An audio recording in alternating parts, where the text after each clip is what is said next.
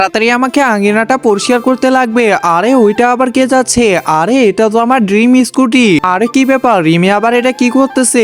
আরে কিছু না, এমনি করতেছিলাম। ও আচ্ছা ঠিক আছে, তুমি তাড়াতাড়ি রেডি হয়ে নাও। হ্যাঁ তুমি, আচ্ছা ঠিক আছে। কেন যে আবার রেডি হইতে বললো কিছুই তো বুঝতেছি না। এই তো রেডি হয়ে গেলাম। আচ্ছা ঠিক আছে, তাড়াতাড়ি আসো। এই তো আমাদের বাস চলে আসছে, তাড়াতাড়ি বাসের মধ্যে উঠে পড়ি। এই তো উঠে পড়লাম, এখন তাড়াতাড়ি অটো করে আমাদের চলে যেতে লাগবে। আরে কি ব্যাপার, তুমি আবার শোরুমে নিয়ে আসলা কেন?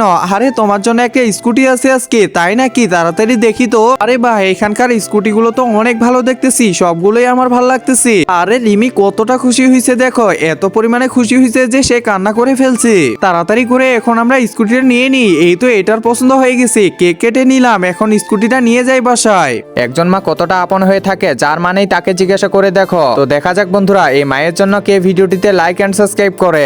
আর যারা মাকে ভালোবাসো না তারা ভিডিওটি থেকে দূরে থাকো।